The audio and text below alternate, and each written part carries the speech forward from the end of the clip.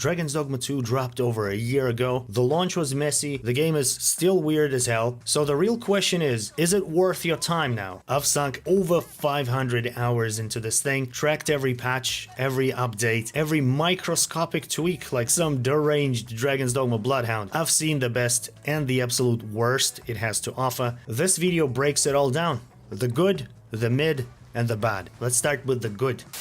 The character creator in Dragon's Dogma 2 is genuinely one of the best on the market right now, no exaggeration. Whether you want to make a gorgeous dame with proportions that could destabilize a solar system, or a grizzled battle-hardened loner with a 1,000-yard stare, it can do both. I mean, I made Nasty Ethan. You can recreate Lae'zel from Baldur's Gate, or Gandalf, or a cursed version of Pikachu. Whatever chaos lives in your brain, this thing will help you bring it to life. It's fantastic for role players, people who want eye candy, or sick freaks who just enjoy making the most grotesque creatures imaginable. And if you're in that camp, sure, maybe Oblivion still wins, but the spirit is the same. Even better, there's a free standalone character creator on Steam and consoles. You can mess around with it, even if you never buy the game. And honestly, you should. It's that good. Next up, photo mode. And yeah, it's not groundbreaking. The camera is still locked to a medium-sized bubble around your character, so don't expect full cinematic freedom. But here's the thing, it still works because it lets you capture the bizarre, beautiful, and downright cursed characters you made in the middle of Dragon's Dogma 2's wild world. I'm not a digital photographer, but my screenshots folder is packed to the brim. Between the custom characters and the unpredictable nature of Dragon's Dogma 2, you end up with some genuinely unique images. They're fun to share, they look great, and honestly, they're part of what's keeping the community active right now.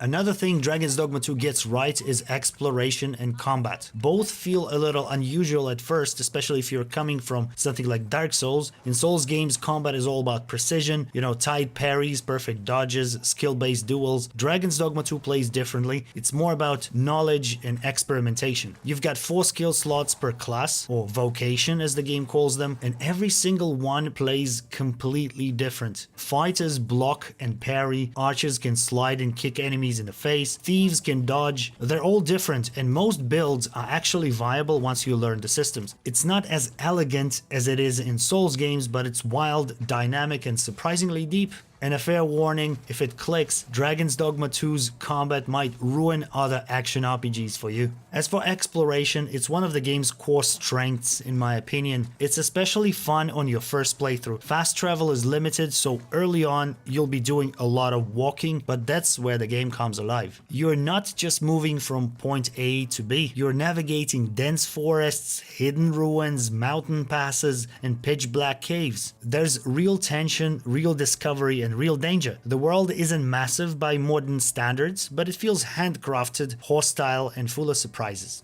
Now let's talk about the pawn system, easily one of Dragon's Dogma's most unique features. No other game does this, and honestly I wish more would try. Here's how it works. You create 2 characters, your main one called the Arisen, and your pawn, a fully customizable AI companion. You decide how they look, what class or vocation they play, and even how they behave. You want a loud, reckless pawn who picks up fights and roasts you for standing around? You can make that. Prefer a loyal, soft-spoken support character who never leaves your side? That's an option too. Their personality traits, called inclinations, change how they talk, how they fight, and how they interact with the world. But it gets better. You also get to recruit 2 support pawns. These are characters made by other players and shared online. You can't customize them, and they don't level with you, so you'll need to swap them out as you go, but they're all different. Every single one has a history. They're learning the things from the people who raised them. Sometimes they'll help you in weird, smart ways. Other times they'll surprise you with random quirks. That's the magic. These aren't just cookie-cutter companions, they feel personal, handcrafted, and sometimes hilariously broken. It makes every squad you make feel different, and it's one of the main reasons people get hooked on this game.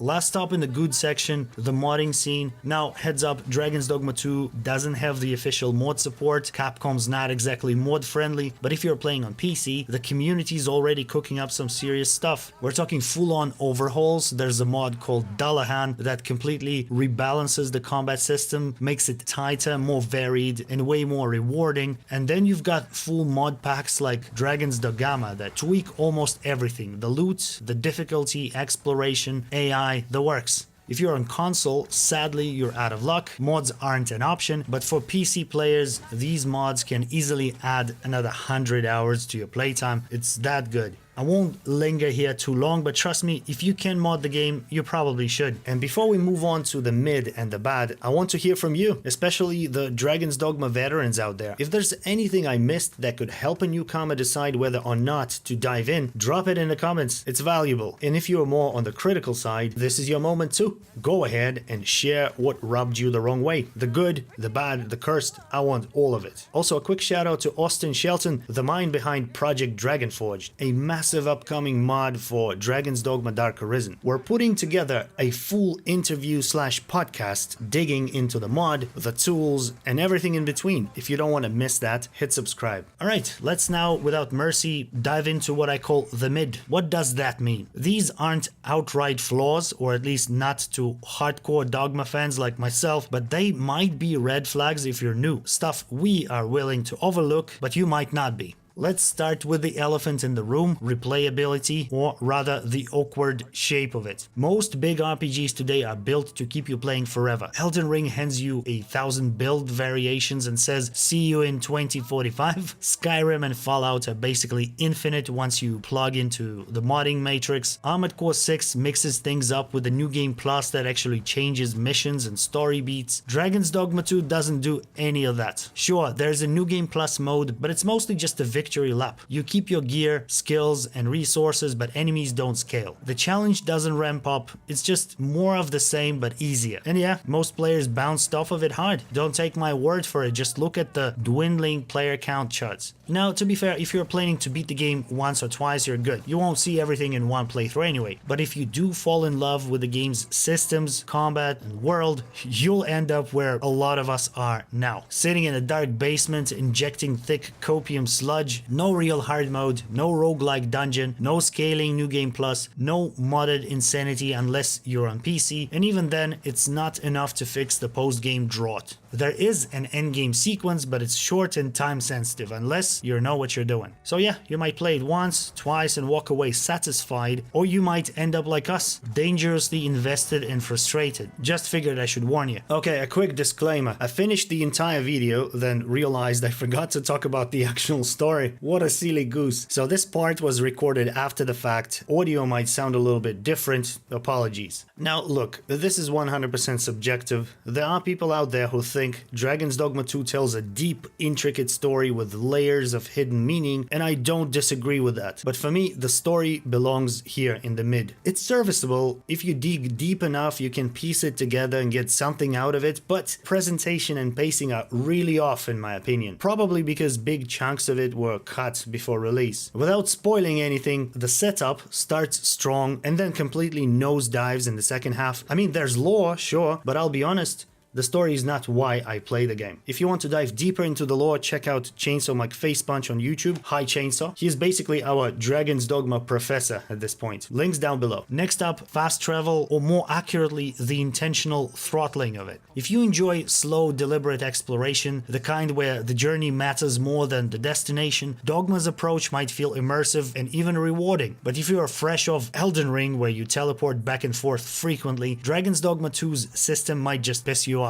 Here's how it works. You need a rare-ish item called a fairy stone to fast travel, and you can't just go anywhere. You also need a port crystal at your target location. A few major cities have fixed port crystals after you unlock them, but if you want custom teleport points out in the wild, you'll have to place those port crystals yourself, and they're limited. Now, there are ways to stockpile fairy stones later in the game. You can also buy them, but early on they're kinda expensive. Bottom line, it's a restrictive system by design. Some people love it because it forces forces you to commit to your travel plans and deal with the dangers along the way, and others see it as needless friction in the game already packed with time-sensitive quests and backtracking. So if you're impatient or used to modern quality of life shortcuts, this might feel like a step backwards, but if you're willing to play the long game, plan routes, play sport crystals wisely, and treat fast travel as a part of the gameplay, it can click. Big if though. Lastly, let's talk enemy variety. I fought myself on whether to put this in the mid chapter or straight into the bad, but honestly, it's hanging by a thread here. The variety is bare bones. For most of your playthrough, you'll be killing goblins, bandits, lizard people, and skeletons over and over and over again. Now, I left it in the mid because I genuinely don't mind. The combat is that good. It's addictive, it's weighty, and satisfying. I don't care whose skull I'm caving in, and I know I'm not alone, but let's be real, even Dragon's Dogma Dark Arisen had more enemy types, and that's a 12-year-old game. Dragon's Dogma 2 tries to dress it up a bit. You've got your standard goblins, or like tiny bastard goblins that hide in the grass, fat goblins, these absolute degenerates called knackers, but they're all still goblins. The vibe doesn't change.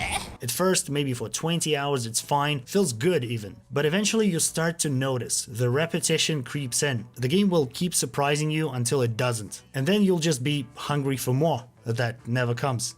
And now the part that actually matters, the bad. These are the real deal breakers. The kind of flaws that don't just annoy, they make people refund. I'm going to be as blunt and vicious as possible because if any of this sounds like a no-go to you, then you need to know before you waste your time. Let's kick it off with performance. It's not good. Doesn't matter if you're rocking a top-tier PC with like the tears of God cooling your GPU or a console you bought 5 minutes ago. This game will shrug in cities like it's 2007. Here's the issue. Dragon's Dogma 2 is extremely CPU bound. Every single NPC has like a life, schedules, travel routines, sometimes even random fights in the wild. And because the world streams seamlessly with no loading screens between areas, the game tries to simulate everything nearby all at once. That's why your FPS tanks the moment you walk into a major city. You go from a stable 60 down to 40 or worse depending on your system. Outside of towns, smooth sailing. Inside them, potential slideshow territory. The saddest part is that Capcom confirmed all of this. It's just how the game works. They have released some patches that kind of help a little bit, but it's still not enough. Performance mode on console helps too, but at the cost of blurrier, washed out visuals, and even then, it's still not stable, and it's probably never getting fixed. And while we're here, let's talk NPC pop-ins. It's still a thing. They appear out of nowhere right in front of you sometimes. It's jarring, and it's been like that since launch.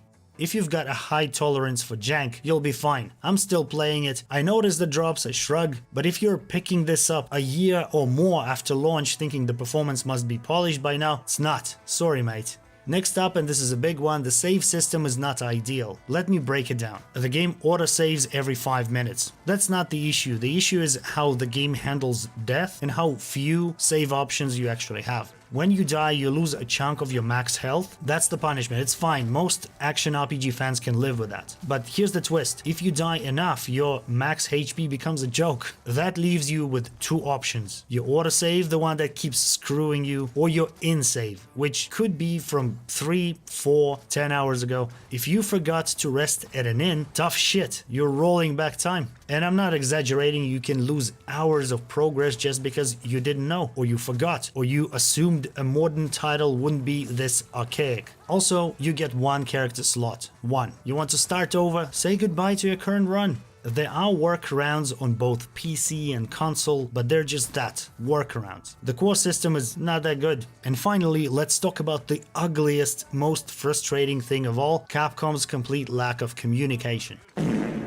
I said it at the start and I'll say it again, I've followed every patch, every comment thread since launch, and Capcom has never directly addressed the player base. Not once. No dev notes, no roadmaps, no meaningful interaction, just a few vague surveys asking if we'd like a DLC followed by months of dead air. When they do reappear, it's usually with a pointless patch that breaks mods and fixes nothing of substance, and then poof, back into the void. And this silence, it's made the community bitter, toxic even. People were angry, people were exhausted, and now they don't care that much. Because when you have a passionate player base begging for updates and answers, and your response is to ghost them for a year, what the hell do you expect? So let me be brutally clear. If you're buying this game hoping for future DLC, quality of life patches, or mod support improvements, don't. There's a very real chance that none of that is coming. This might be it. What you see is what you get. You now know what the game does brilliantly, where it fumbles, and where it completely shits the bed. The choice is yours, potential Arisen, and at least now you can make it with both eyes open. Final thoughts. It's better now. Not great, not fixed, but better. Capcom patched a few things, ignored most of the rest, and completely screwed up the communication with the fans. Here's the truth. Dragon's Dogma 2 is one of the best games in the world if it clicks for you. And if it doesn't, it's a boring, busted slog. Simple as that. If you are the kind of person who gets it, you'll love it in any state. Patches or not, DLC or not, there's real magic buried under the muck. If you were on the fence, I hope this video shoved you off one side or the other. Like, subscribe, and watch these too. And hey, before you go, here's a little jingle I wrote 3 years ago for a podcast that never happened. Looks like it's finally getting used after all. It's 2022, we're following the trends. It seems like every fucking guy